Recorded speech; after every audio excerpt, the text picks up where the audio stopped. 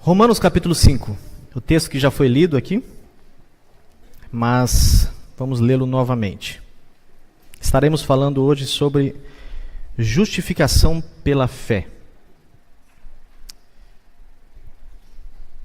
Romanos capítulo 5 diz assim: Justificados, pois, mediante a fé, temos paz com Deus, por meio de nosso Senhor Jesus Cristo, por intermédio de quem obtivemos igualmente acesso pela fé a esta graça na qual estamos firmes, e gloriamo-nos na esperança da glória de Deus. E não somente isso, mas também nos gloriamos nas próprias tribulações, sabendo que a tribulação produz perseverança, e a perseverança experiência, e a experiência esperança. Ora, a esperança não confunde, porque o amor de Deus é derramado em nossos corações, ou em nosso coração, pelo Espírito Santo que nos foi outorgado. Porque Cristo, quando nós ainda éramos fracos, morreu a seu tempo pelos ímpios. Dificilmente alguém morreria por um justo, pois poderá ser que pelo bom alguém se anime a morrer. Mas Deus prova o seu amor para conosco, em que Cristo, ou pelo fato de Cristo ter morrido por nós, sendo nós ainda pecadores, logo muito mais agora, sendo justificados pelo seu sangue, seremos por ele salvos da ira. Porque se nós, quando inimigos, fomos reconciliados com Deus, mediante a morte de seu Filho, muito mais estando já reconciliados, seremos salvos pela sua vida. E não apenas isto, mas também nos gloriamos em Deus, por nosso Senhor Jesus Cristo, por intermédio de quem recebemos agora a reconciliação. Amém? Vamos orar. Senhor, nós te louvamos pela sua bondade, pela sua misericórdia, te louvamos pela sua palavra, te louvamos porque os méritos do Filho de Deus nos alcançou. E neste momento, Senhor, nos ajude a expor a sua palavra, que possamos não somente ser ouvintes, mas praticantes de tudo aquilo que nós aprendermos nessa noite. Glorifica o teu nome, nós oramos em nome de Jesus. Amém. Deus é justo, meus irmãos. Esta é, sem dúvida nenhuma, uma das maiores verdades da Bíblia. Deus é justo, Deus é reto, Deus é santo. E foi justamente esta verdade, esta afirmação que aterrorizou o coração do monge Martinho Lutero, quando ele se deparou com a epístola aos Romanos, e o conceito de justiça apresentado nessa epístola, sem dúvida nenhuma, é aterrorizador. Pensar em um Deus justo que pune pecadores entorpecia o coração do monge Martinho Lutero ao ponto de ele pagar altíssimas penitências e ficar de fato entristecido e aterrorizado com essa verdade. Ele mesmo diz em seus escritos que ele não conseguia amar a esse Deus. Quando ele lia a palavra justiça revelada no livro de Romanos, ele diz nos seus manuscritos que ele não conseguia amar esse Deus. Mesmo sendo um monge e tendo uma vida irrepreensível quanto à igreja, quanto à sua fé, quanto à religião, ele se sentia atormentado por essa verdade. Até que um dia, que ele mesmo diz, que Deus teve pena dele. Quando ele leu Romanos capítulo 1, versículo 17, que diz que a justiça de Deus, ela se revela no Evangelho de fé em fé, e o justo, portanto, vive da fé. O coração do Martinho Lutero, neste momento, uma luz, uma centelha da chama da Reforma Protestante passou a brilhar. E ele começou a entender que a justiça na Bíblia, a justiça revelada no livro de Romanos, não se trata apenas de Deus punir pecadores, mas também, no ato de Deus, o Deus santo e justo, justificar e inocentar pecadores. Portanto, pode surgir a pergunta: do que se trata essa doutrina de justificação pela fé? A doutrina da justificação pela fé, meus irmãos, ela trata do modo como nós, pecadores, ou todos os pecadores, aqueles que creem, podem ser aceitos por Deus. Como um homem no estado de queda, no estado de pecado, pode se reconciliar e voltar a ter acesso a Deus? Essa doutrina, meus irmãos, observe bem isso, é uma das principais, se não a principal doutrina da Escritura.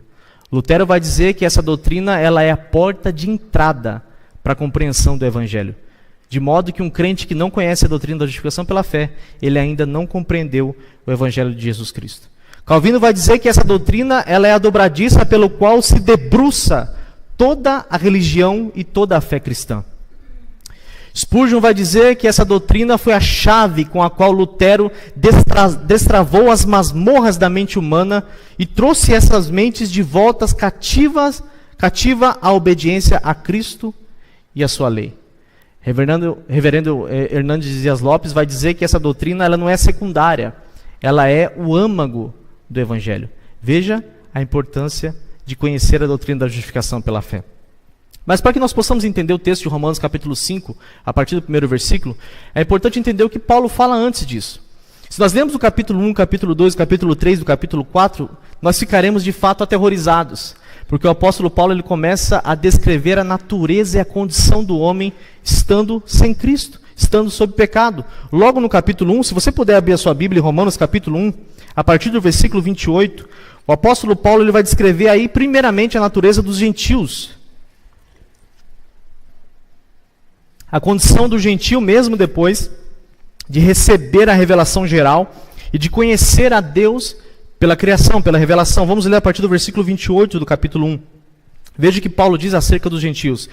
E por haverem desprezado o conhecimento de Deus, o próprio Deus os entregou a uma disposição mental reprovável, para praticarem coisas inconvenientes, cheios de toda injustiça, malícia, avareza, maldade, possuídos de inveja, homicídio, contenda, dolo e malignidade, sendo difamadores, caluniadores, aborrecidos de Deus, insolentes, soberbos, presunçosos, inventores de males, desobedientes aos pais, insensatos, pérfidos, sem afeição natural e sem misericórdia. Ora, conhecendo eles a sentença de Deus, de que são passíveis de morte, os que tais coisas praticam, não somente as fazem, mas também aprovam os que assim procedem. Portanto, no capítulo 1, o apóstolo Paulo começa a demonstrar a perdição dos gentios.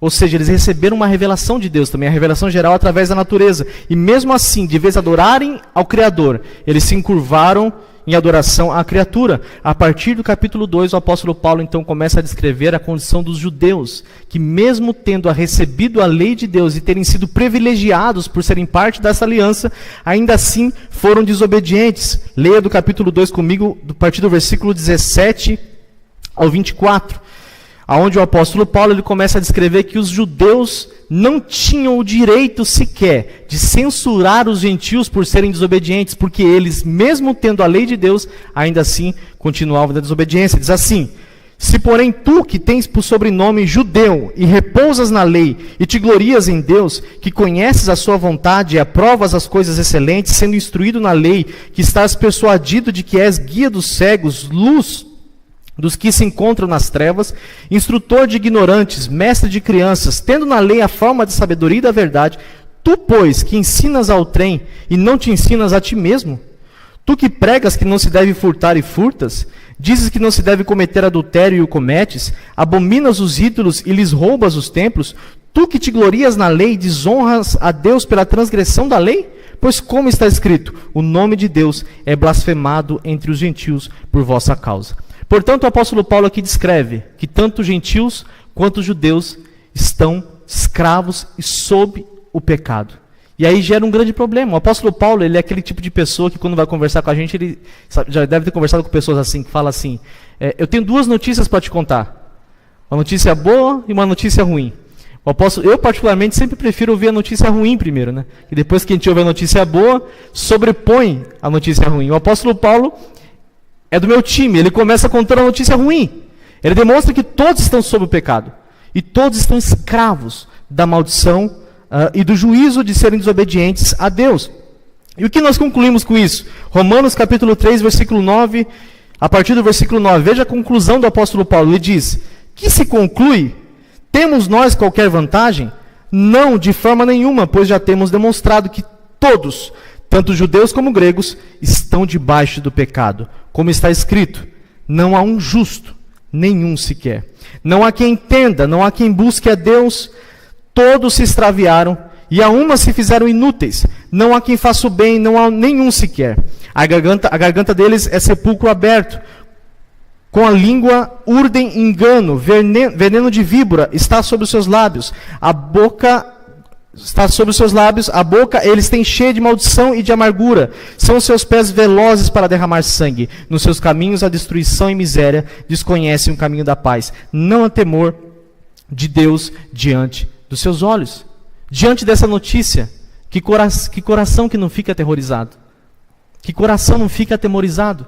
Como o homem nesse estado pode ser aceito por Deus? Mas, a partir do capítulo 3, o versículo 21, veja o que o apóstolo Paulo diz. Mas agora, inclusive o texto foi lido aqui já, sem lei se manifestou a justiça de Deus, testemunhada pela lei e pelos profetas. Aí você fica perguntando, mas irmão Bruno, que justiça é essa? Qual é a natureza dessa justiça? Do que o apóstolo Paulo está falando? Para que nós possamos entender a natureza dessa justiça, dessa doutrina, é importante entender, irmãos, que a doutrina da justificação, ela difere da santificação. A santificação é um processo, ou seja, quando o crente se converte, ele recebe a graça e Deus paulatinamente vai transformando o seu coração, tornando este crente a imagem de Cristo. A justificação não é um processo, ela é um ato. E ela não acontece dentro de nós. A justificação, ela acontece no tribunal de Deus. Na verdade, a justificação ela já aconteceu no conselho eterno, onde Deus, pela sua própria vontade, decidiu justificar aqueles que eram objetos da sua graça, ou seja, os eleitos. Portanto, a justificação ela não é um processo, e ela também é um ato único e irreversível. Ou seja, se uma vez o crente foi justificado, ele não vai ser justificado mais de uma vez.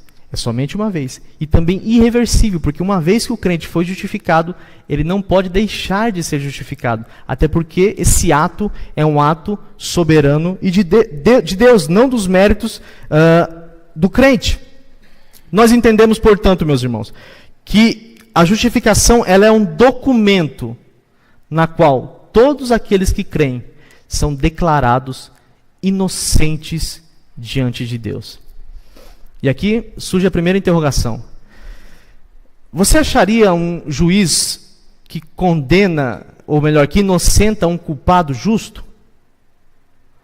Eu tenho acompanhado alguns depoimentos da Operação Lava Jato, por certo alguns irmãos também devem acompanhar, e lá nós vemos algumas figuras de um julgamento ou de um depoimento. Vemos a figura da acusação, a figura do réu, a figura da defesa, e tem a figura do juiz. E todos nós, pecadores e maus, ao olharmos para a figura do juiz, o que nós esperamos? Que o juiz seja justo. Que diante de provas incontestáveis, que alguns são submetidos, o juiz faça justiça. Nós não acharíamos, nós sendo pecadores, não acharíamos justo que o juiz inocentasse uma pessoa culpada. Mas foi exatamente isso que Deus fez. Porque nós éramos culpados. Nós estávamos sob a ira de Deus, sob o juízo de Deus. Então, irmão Bruno, como Deus pode continuar sendo justo, justificando culpados? Abra sua Bíblia em Romanos capítulo 4.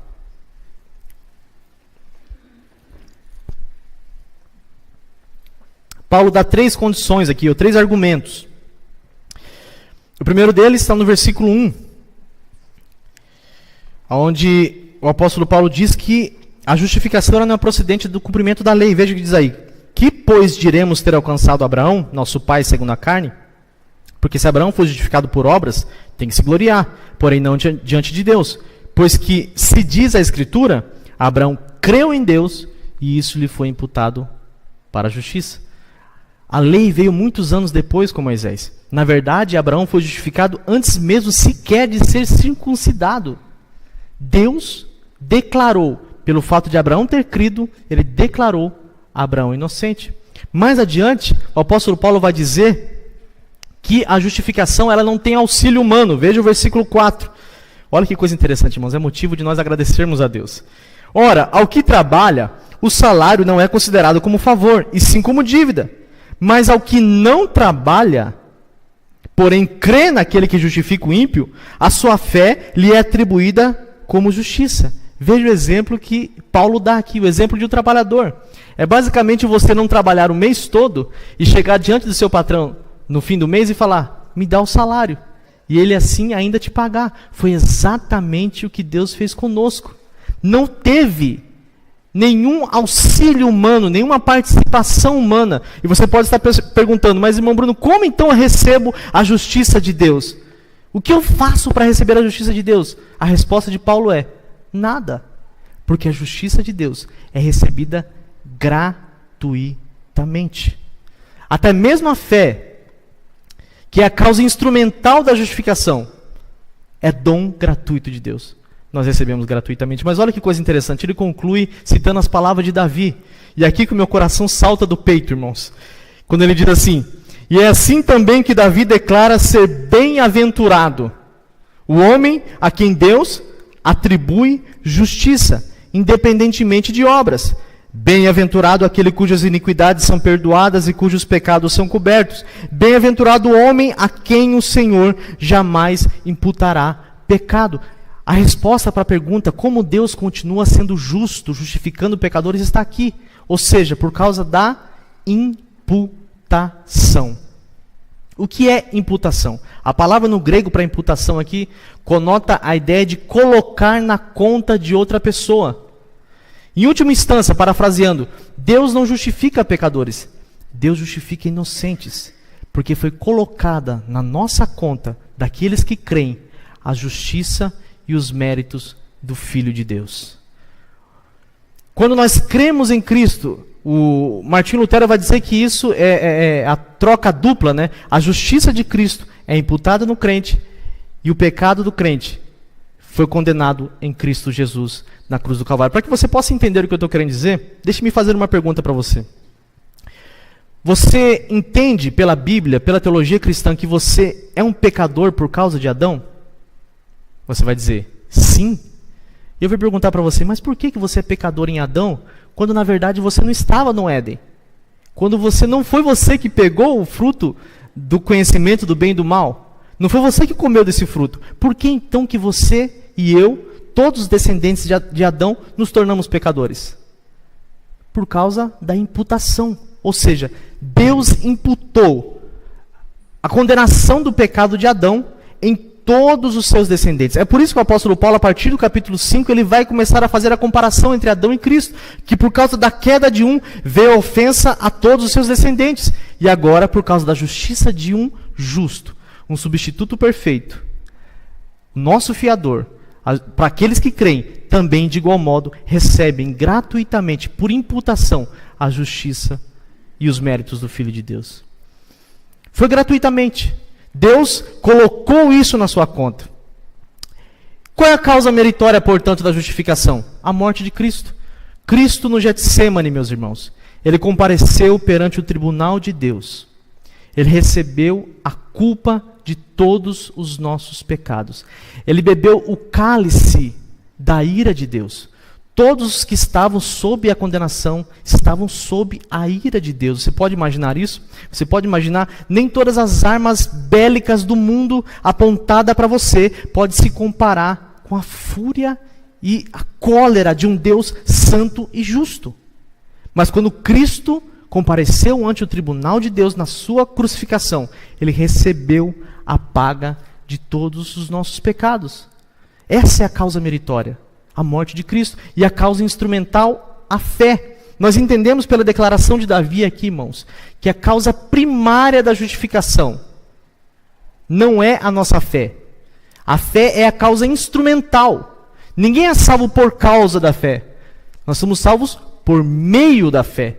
A causa primária da justificação, e glória a Deus por isso, é a vontade soberana de Deus. Deus quis te salvar. Deus quis te justificar. Deus quis tornar você inocente, sendo você culpado. Deus quis tomar sobre o seu filho a sua culpa, para que o nome dele unicamente seja glorificado. E quais são as implicações da justificação, meus irmãos? Está no capítulo 5, versículo 1. O apóstolo Paulo vai dizer: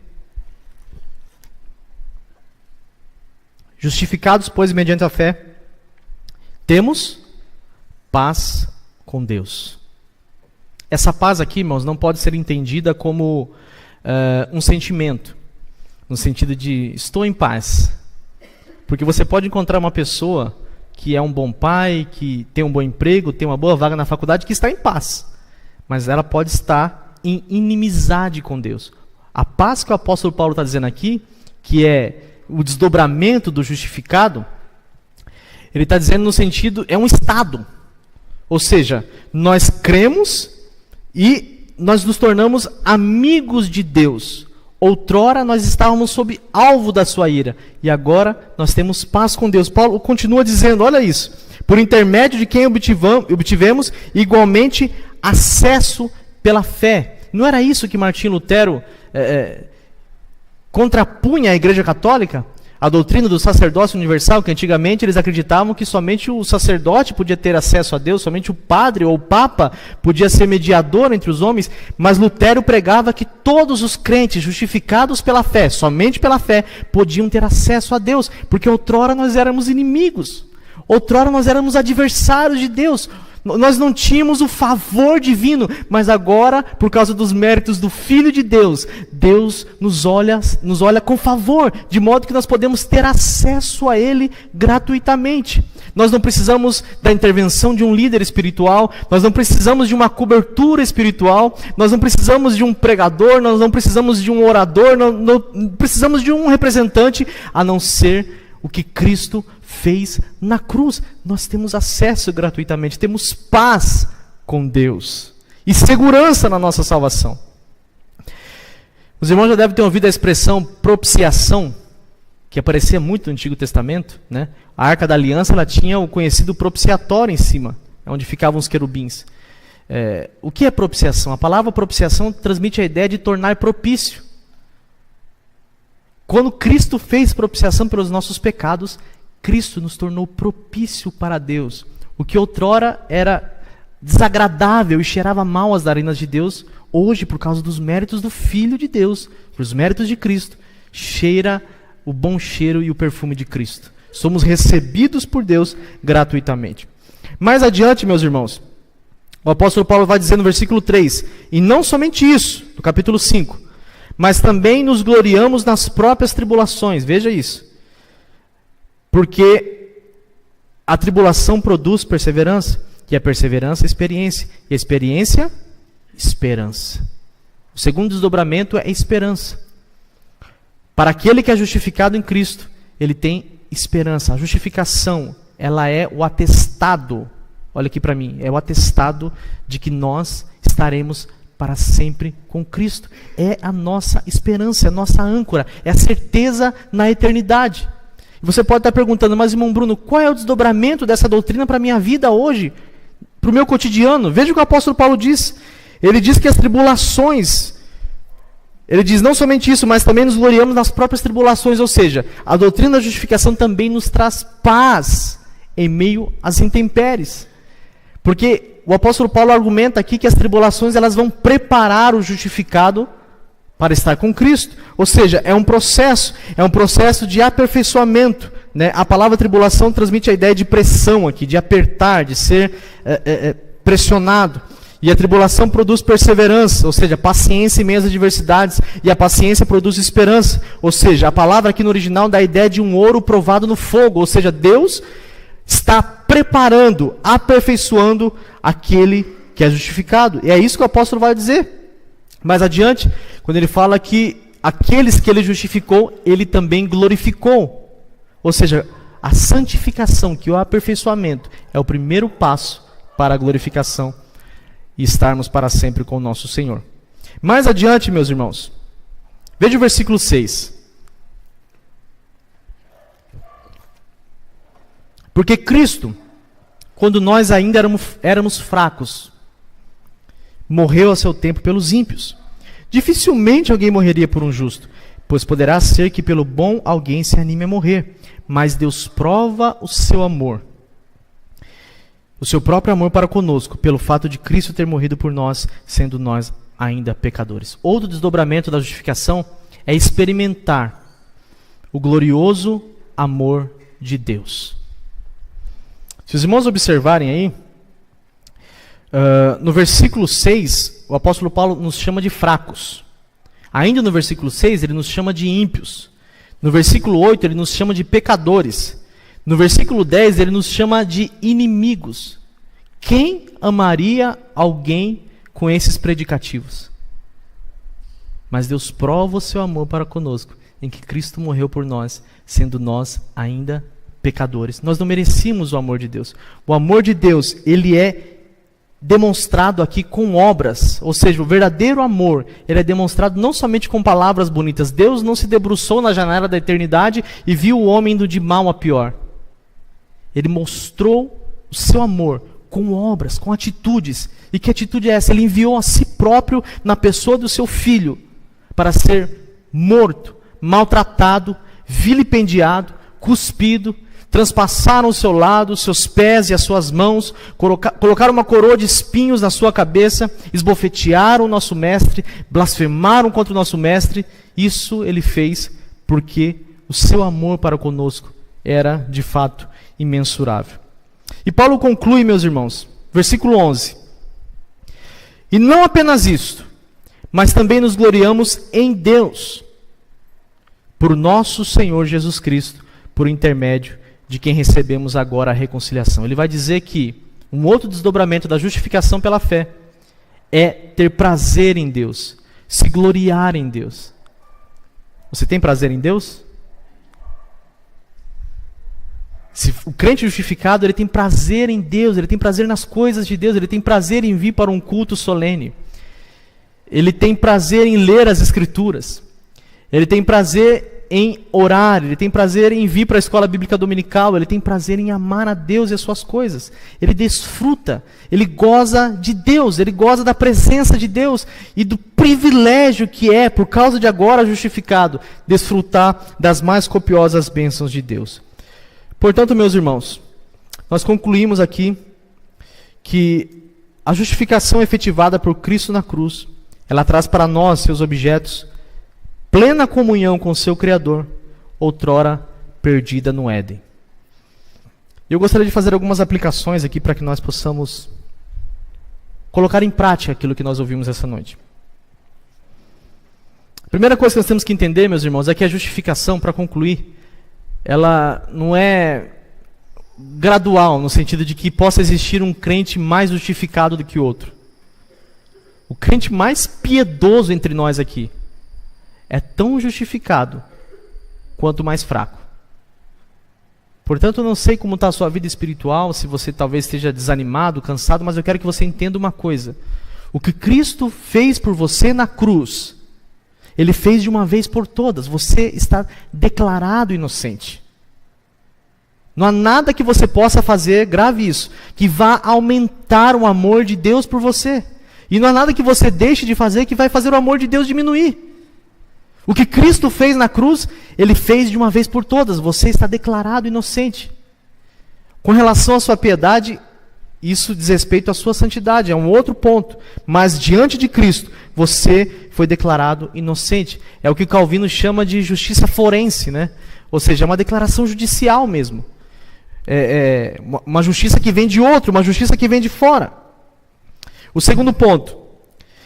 Entenda que a justificação que Cristo efetivou na cruz, ela traz consigo algumas implicações. É o que Paulo vai argumentar a partir do capítulo 6. Ele vai dizer que a justificação produz em nós mortificação dos nossos membros. É impossível que você seja justificado se você não vive uma vida piedosa. Como eu posso saber, irmão Bruno, se eu sou justificado por Deus, se Cristo me deu esse presente ou não? Veja a sua vida espiritual. Você consegue abandonar o pecado? Você vive uma vida de santidade? Se você mentia, você parou de mentir. Se você roubava, você parou de roubar. Se você adulterava, você parou de adulterar. Se você cometia outros inúmeros pecados, você deixou e abandonou esses pecados. Isso é um desdobramento lógico da justificação e teológico também.